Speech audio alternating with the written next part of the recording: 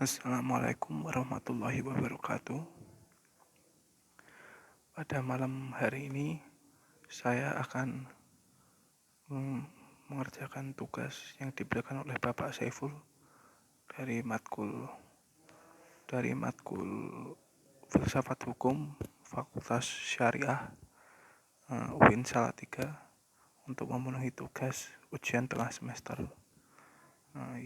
Di sini saya diberi tugas untuk membuat video mengenai teori hukum zaman klasik, teori hukum zaman modern, sama teori hukum postmodern. Saya akan mulai membahas tentang yang diawali dengan teori hukum zaman klasik. Teori hukum zaman klasik sendiri bersumber dari alam pemikiran Yunani kuno, di mana masyarakat pada saat itu memiliki kepercayaan secara mistis dan religi Olympus yang dijadikan pedoman atau aturan hidup yang berlaku pada saat itu. Aliran mistis dipengaruhi oleh alam kekuasaan yang mengancam, artinya hukum alamlah yang berlaku, manusia yang kuat akan menjadi penguasa atau raja, sedangkan yang lemah akan menjadi budak dari penguasa.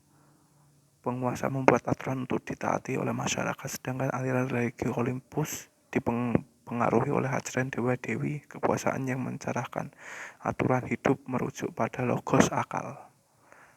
Logos merupakan akal dewa-dewi yang menentukan manusia pada pengenalan akan yang benar, baik, dan patut. Pada teori hukum zaman klasik terdapat beberapa teori para ahli, seperti teori filsuf Lonia.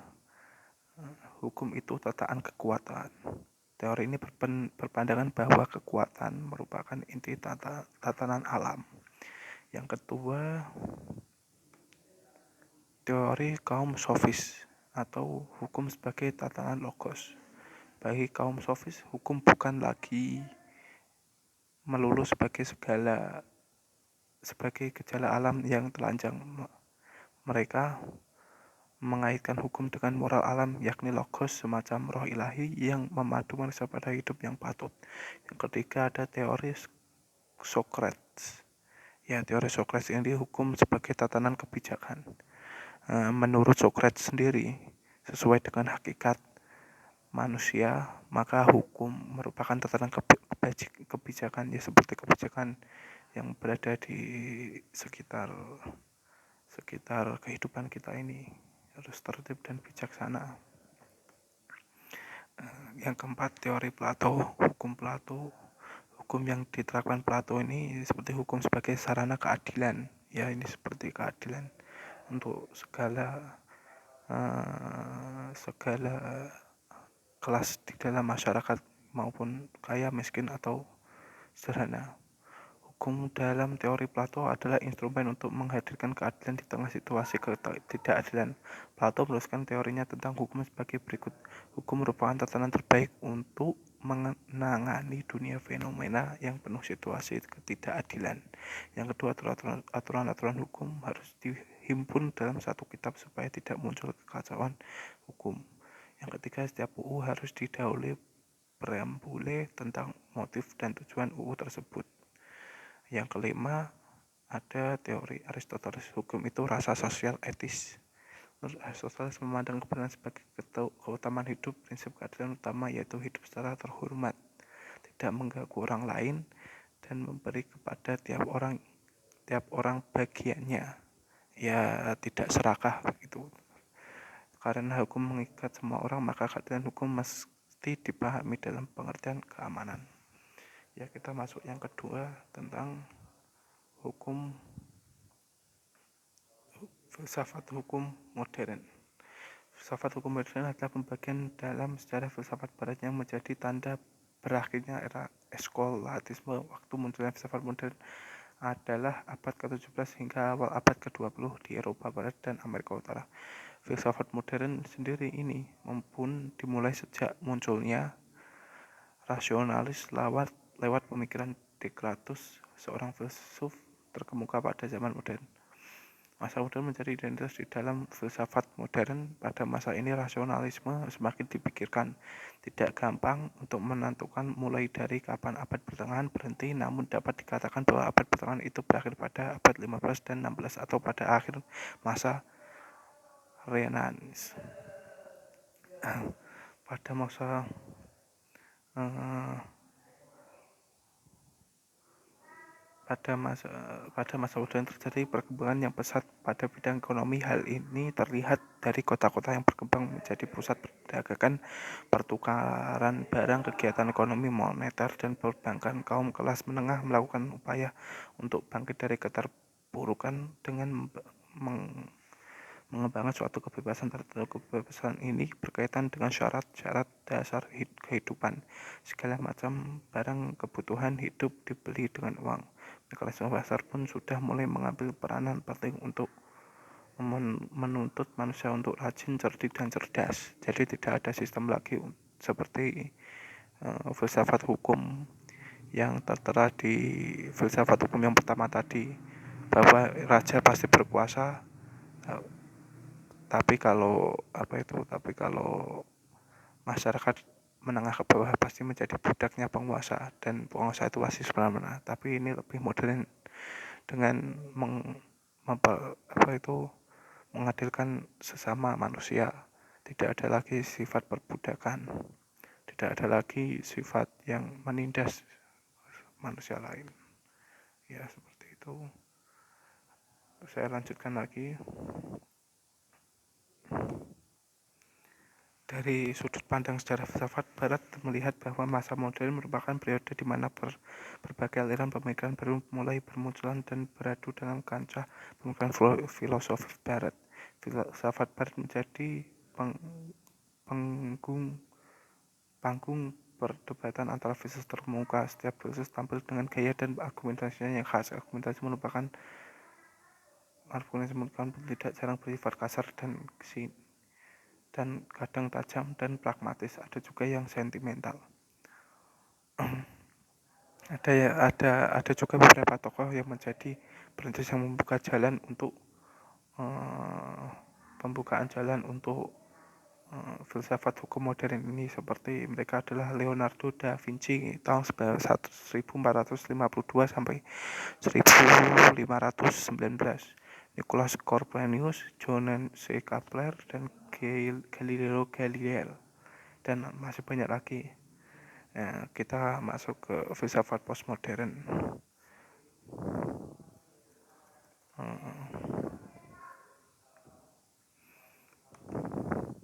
Filsafat postmodern adalah filosofi gerakan yang muncul pada paruh abad ke-20 sebagai tanggapan kritis terhadap asumsi yang diduga hadir dalam gagasan filosofi modernis mengenai budaya, identitas sejarah atau bahasa yang dikembangkan selama abad pencerahan abad ke-18. Para pemikir postmodern mengembangkan konsep-konsep seperti perbedaan, pengulangan jejak, dan hiperrelatif untuk menumbangkan narasumber besar. Filsafat postmodern menyempurnakan kelemahan hubungan kekuasaan, personalisasi, dan wacana dalam mengkonstruksi kebenaran dan pandangan dunia, kesatuan wujud, dan kepastian epistemik. Filsafat postmodern seringkali sangat skeptis tentang karakteristik oposisi biner yang sederhana. Dari strukturalisme, tekanan masalah filsuf yang bersih membedakan pengetahuan dari ketidaktahuan, kemajuan sosial dan pembalikan, dari penyerahan baik dari buruk, dan kehadiran dari ketidakhadiran. Tapi untuk alasan yang sama, filsafat postmodern harus sangat skeptis tentang karakteristik spektral yang kompleks dari hal-hal tekanan masalah filsuf. Sekali lagi membedakan konsep secara bersih, karena sebuah konsep harus dipahami dan dalam konteksnya. Sebaliknya seperti keberadaan dan ketiadaan, normalitas, abnormalitas, ucapan dan tulisan, dan seterusnya.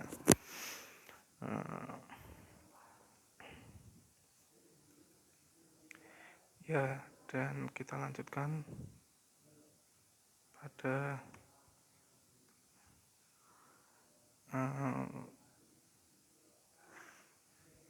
dari tokoh-tokoh filsuf postmodern. Michael Sterling dikutip sebagai postmodernis awal meskipun dia secara pribadi menolak label tersebut. Mengikuti Nietzsche, Frankl berpendapat bahwa pengetahuan dihasilkan melalui operasi kekuatan dan berubah secara mendasar dalam periode sejarah yang berbeda. Definisi masalah, kita masuk dalam definisi masalah. Itu tadi komentar tokoh utama dari filsuf postmodern, tetapi dia tidak mau dibilang postmodern. Ya agak janggal sih, tapi bagaimana lagi, jadinya begitu. Kita masuk dalam definisi masalah tentang postmodern. Definisi filsuf Katolik ahli semiotik John Daly memperdebatkan klaim kontroversial bahwa label postmodern untuk pemikiran seperti Derrida et al. Adalah prematur. Sejauh apa yang disebut postmodern mengikuti tren idealisme yang sepenuhnya modern, itu lebih merupakan modernisme ultra daripada yang lain, sebuah postmodernisme yang sesuai dengan namanya. Oleh karena itu tidak boleh lagi membatasi diri pada keasikan para pra-modern dengan benda-benda atau dengan batasan modern pada gagasan, tetapi harus menyesuaikan diri dengan cara tanda-tanda yang terkadang dalam doktrin semiotik pemikir seperti filsuf Portugis John Pointes, filsuf Amerika Charles Sanders Peirce. Jadi di sini Katolik dan ahli semiotik John Daly memperdebatkan atau dia tidak setuju dengan adanya postmodern ini, karena dalam pemikirannya postmodern ini sebuah pemikiran yang masih prematur, belum sempurna, dan masih membingungkan gitu. Sekian dari saya. Bila ada kekurangan atau kesalahan mohon maaf. Wabillahi taufiq wal hidayah. Wassalamualaikum warahmatullahi wabarakatuh.